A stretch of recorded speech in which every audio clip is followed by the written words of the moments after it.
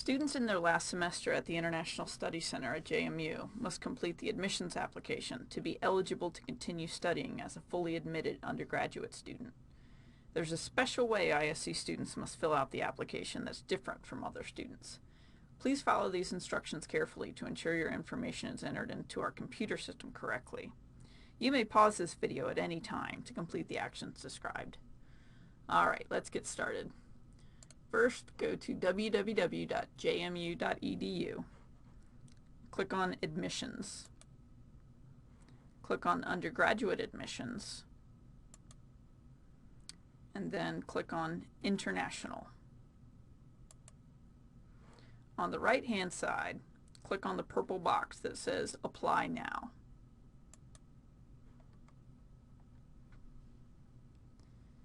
Under the section that says First-Time Applicants, click on Create Your Account.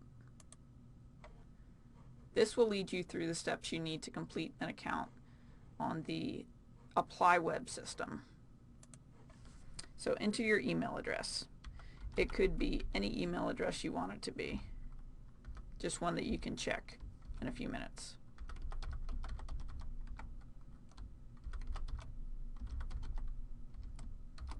Create a password and enter it twice just to make sure it's correct.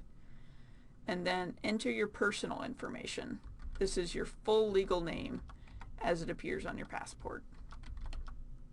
For the purpose of this demonstration, I'm just going to write my name as Just Testing. Select your gender. Select your date of birth. And then enter your phone number. This should be your phone number in the US. If you'd like to get a text message, you can leave this box checked. If you don't want to get a text message, uncheck the box. I'm going to uncheck it. When you click on Create Your Account, you'll get a screen that looks like this. And it says a verification email has been sent to the email address you provided. Next, go check your email. And when you log in to your email, you should get an email that looks like this and has a link. Click on the link. This will thank you for finishing the validation of your new account. Then click on Go to Login. Now, using the username and password you just created, log into your account.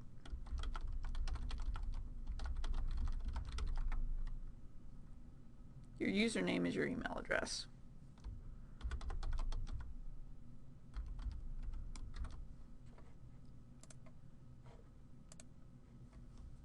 And it'll take you back to this screen. Now, click on Go to Your Application.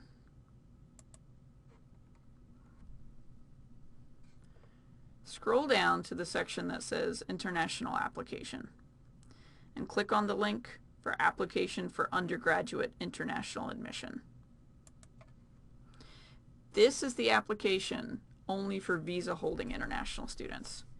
If you have an F1 visa, this is the one to fill out.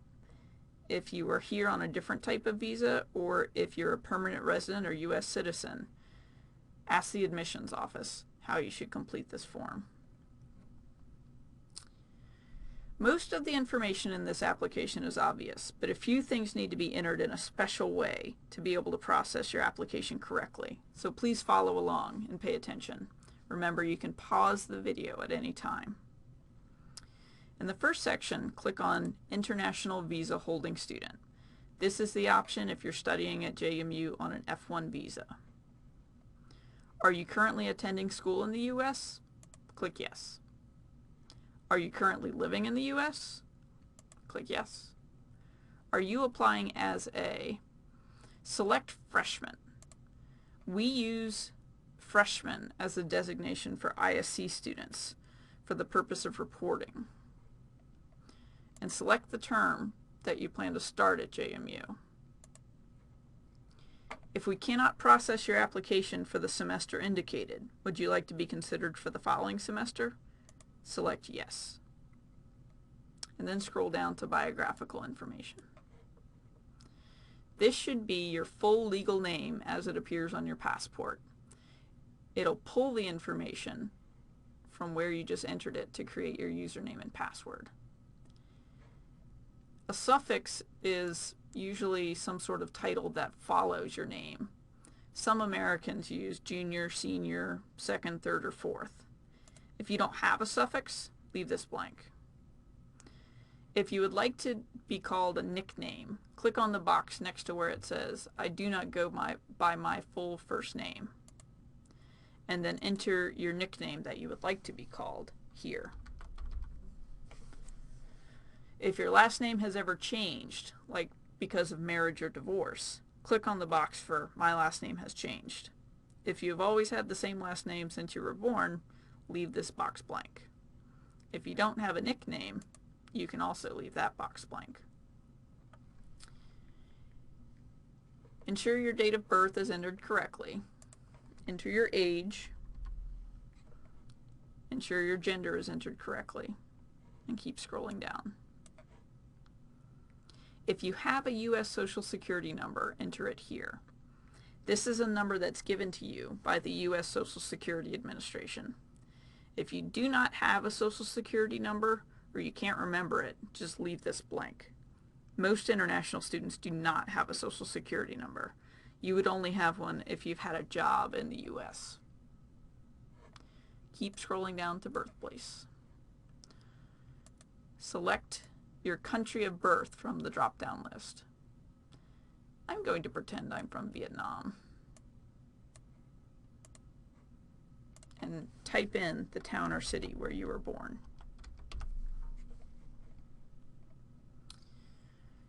In the section for ethnicity, this section is optional, so you can either choose to enter the information or not. It's your choice. Choose the race or ethnicity that you most identify with.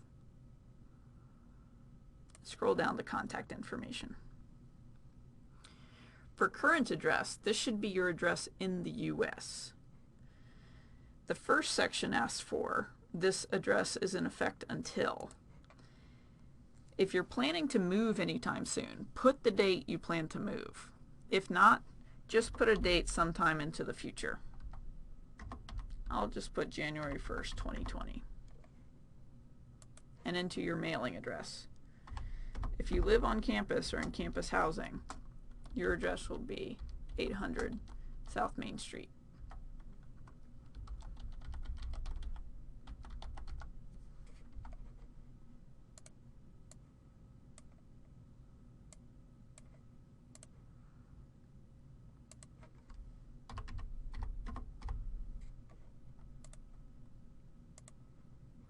Your email address should be automatically entered from what you used to create your username and password.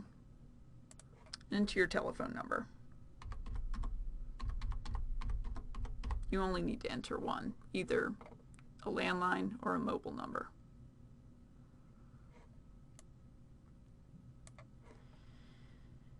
Your permanent address should be your address in your home country.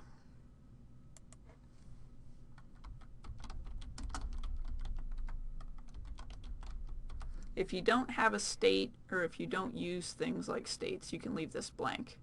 If you have a province, you can enter it. If not, leave it blank.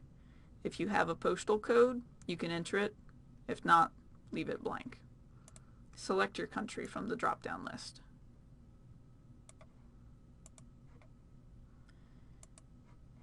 If you know your phone number and the country code or area code, you can enter it here. If not, leave it blank. Keep scrolling down to country of citizenship. Select your country of citizenship from the drop-down list.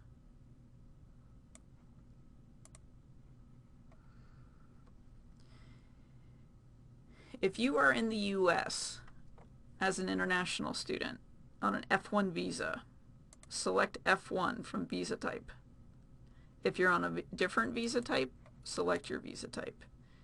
If you're not on a visa, contact the admissions office to find out how to complete this application.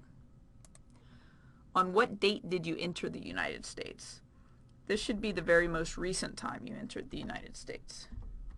I'm going to pretend I came in on August 1st, 2013.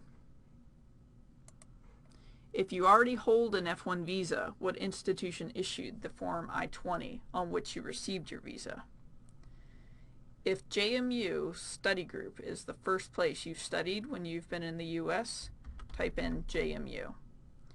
If you started to study somewhere else in the U.S. first, enter the name of the school that issued your first I-20. If you're here on an F1 visa, you can skip the question about the J visa. You can leave these blank.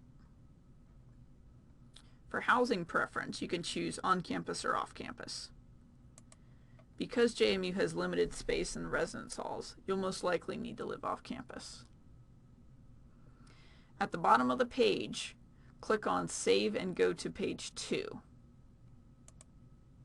If all the information is entered correctly, you should move on to page 2.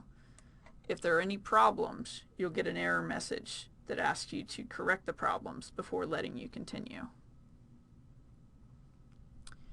For identity verification information, you should check to make sure that all the personal information entered is correct. Have you been a student or employee of JMU at any time since December 2005? Select Yes. If yes, and you remember your JMU EID, enter it here. Your JMU EID is the first part of your JMU email address. It's the part of your email address that comes before the @ symbol. For example, if your email is jonesmx@dukes.jmu.edu, then jonesmx is the EID. Then please create a 4-digit PIN. You may not use 4 repeating numbers or 4 sequential numbers. This is a personal identification number that's 4 numbers long. They cannot be the same number, and they cannot be 4 numbers in order. So you cannot use 111 or 1234. Enter it twice to make sure it's correct. You can choose any number you want. Then click on Save and go to page 3. Again, if there were any errors, you may get an error message. Please correct them before moving on. On page 3, it asks for parent or guardian information. We don't really need to know this information.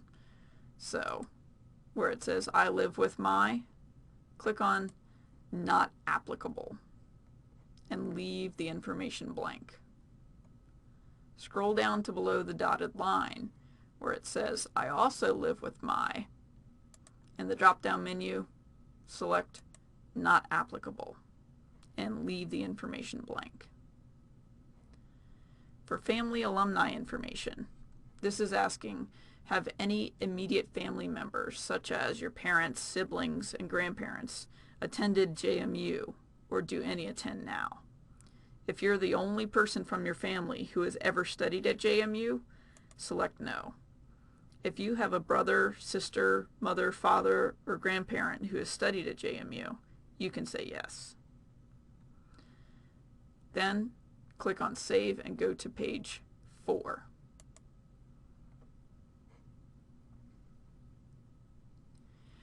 Program of study. This is the subject or subjects that you plan to study at JMU. For intended major, click on the search link and then select your major from the list. The major you choose here will be your declared major at JMU. If you need more information about the majors we offer, visit the academic programs website. There's a link in the description at the top of the page. If you select a major now and change your mind later, that's okay. It's easy to change your major by filling out a simple form. If you're unsure what you want to major in, you can select Undecided. If you're undecided about your major, contact the International Transfer Advising Coordinator to make an appointment to talk about your options at JMU. For the purpose of this application, I'm going to pretend I'm a biology major. Under Program of Study, there's also a question for other academic interest. This question is optional, so you don't have to fill it out. If you click on Other Academic Interest, you'll see a list of the pre-professional programs we offer at JMU. These are programs that help prepare students to go on to further study in a specific professional field, such as teaching, health professions, law, theology, or veterinary medicine. If you don't plan to study one of these programs, you can leave this question blank and return to the application. If you do wish to study a program, select it and it'll appear here. If you have had correspondence or other contact with any department, school, office, or person at JMU, please give the name of the person, office, school, or department with whom you are in contact. If study group told you about JMU, you can write study group here. High school information. Have you already graduated from high school, or will you graduate before May 2013? You should probably click yes. Please enter your expected date of graduation, or the date you graduated if you've already done so. This is the date that you graduated from high school. If you can't remember, just estimate. All you need to enter is the month and the year.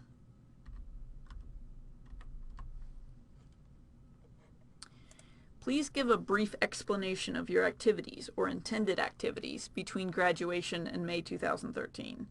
Examples might include working at Lanes and Game or hiking the Appalachian Trail. Answers such as not applicable or question mark are not acceptable. Basically, this question is asking, what did you do after you graduated from high school? Did you work for a year? Did you go traveling? Or did you go straight to study group? For the purpose of this application, I'm going to write study group. Keep scrolling down. The application asks you to list the high school from which you will graduate. And if you have already graduated, please list the high school from which you have graduated. To enter your high school, click on Search for Current High School. This search contains many high schools in the U.S., but not many international schools. So be careful to pay attention to these next few instructions. For the purpose of this, I'm just going to type in the city where I'm pretending that I went to high school, and then click on Find School. You don't need to fill out the other boxes, just type in the city. When you click on Find School, you'll probably find that your query returned 0 results. This means that they couldn't find your high school in your home country. In that case, click on None of the Above. It'll take you back to the application, and you'll notice it has Not Found as the school name and question marks for the city and state. In this case, delete the school name and type it in.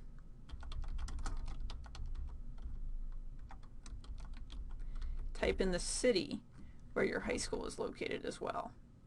If you have a state, province, department, or county in your country, you can enter that too. If not, leave it blank. In the From and To box, you should enter the month and the year you started studying at your high school. It's just the month and year, so if you can't remember exactly, try to guess.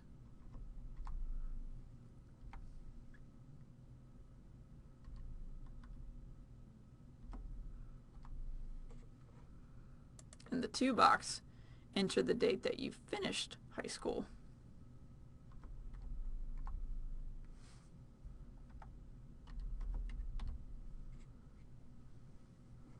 Have you attended more than one high school? If not, click no. If you have, click yes, and you'll need to follow the same process to enter a second high school. Did you take any dual enrollment courses or earn college credit while in high school?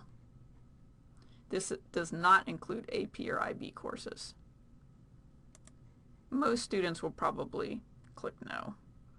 This question means, did you take any university level courses at the same time as you're enrolled in high school? This might be a British A-level or a German Abitur. This is common in the US, but less so in other countries, so you'll probably say no. Scroll down to test information. Please leave these blank. The admissions office will review your password scores.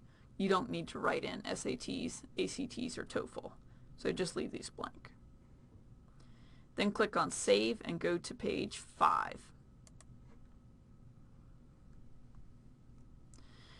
This page asks you to write a statement of educational goals. It says, complete a statement of educational goals, commenting on such things as your academic background and your educational objectives at JMU. This question is required. You should write about what you want to study, what your goals are, and what about your academic background has prepared you for success at JMU. There's no minimum or maximum word limit for this statement. The admissions office will read your statement and take it into account when considering your application. You may want to pause the video at this point to give yourself some time to write a good statement.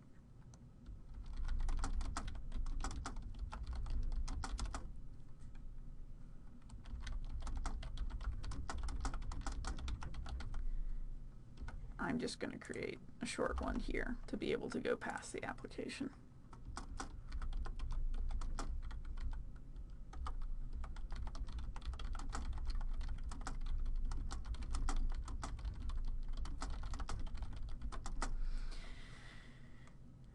After you've completed writing your statement of educational goals, scroll down to the optional question. This asks, how did you learn about JMU and its programs? This is going to ask you how you first found out about JMU. How did you hear about the study group program?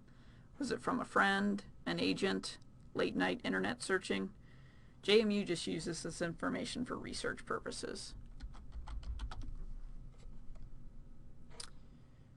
In the section for language proficiency, you should fill in which languages you speak and indicate the level of proficiency in the boxes. I'm going to pretend I'm Vietnamese, and I'm a native speaker, reader, and writer.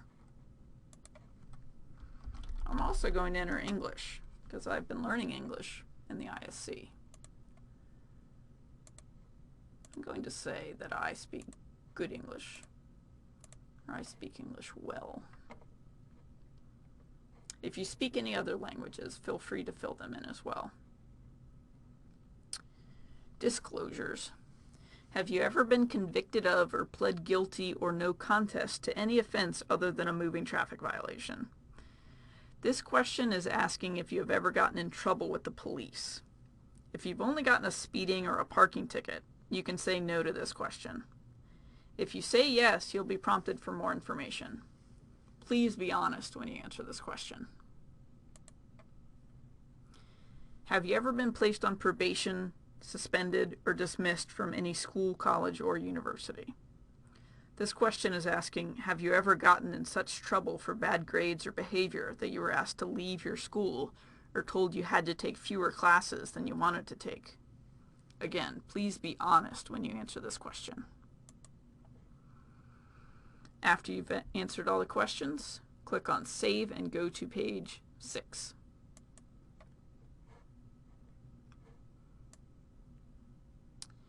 This is the International Student Application Checklist. You can read through the application checklist, but keep in mind that most of these do not apply to ISC students. This application is mainly for students who are applying to go directly to JMU without going through the ISC. It says a complete JMU application file for undergraduate admissions for international students consists of the following. This online application that you're doing right now. A non-refundable application fee. You don't have to pay the fee. Please pay attention to the instructions in the next step to learn how to avoid paying the fee. Financial affidavit of support. You do not need to submit this again. You submitted these documents when you first started studying at the ISC to get your I-20. Official transcripts. You should have given your official transcripts to study group when you first applied to study at the ISC. If so, they've already made their way to the admissions office. Pay attention to any messages you get from the ISC administrator, and they'll tell you if you're missing any of your transcripts. You will not be allowed to enroll in classes at JMU until you have submitted official transcripts. Official TOEFL scores or official ACT, SAT-1 scores, you don't need to submit this for this application. The admissions office will review your password scores instead. And your statement of educational goals is what you just wrote on page 5 of this application. These deadlines don't apply to you, so you can ignore them. Be sure to check the box that says, by checking this box, I acknowledge that I have read this page of instructions and am aware of the individual materials needed for a complete application file and the deadlines by which the materials are to be postmarked. Keep in mind, we know that you're an ISC student, so your application will be processed differently. The gray box at the bottom is for the honor pledge. By clicking I agree, you confirm that the information you've entered into this application is correct and honest. You must click on agree, and it should pre-fill today's date into the boxes.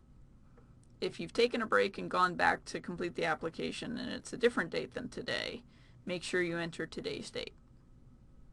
Then scroll down and click on Save and go to page 7. Pay careful attention here. You do not need to pay the fee, and I'll show you how to avoid paying it. Select the option for Pay and Submit Application.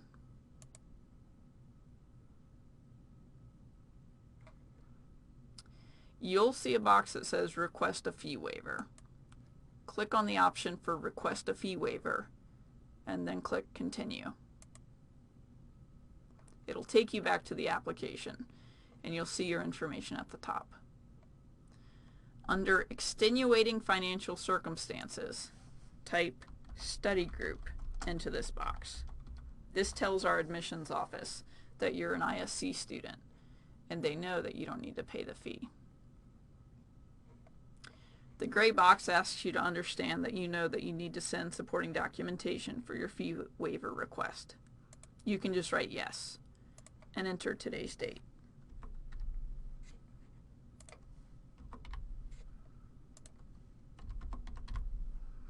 When you click on I agree, you'll submit your application, so make sure everything is complete before you do so.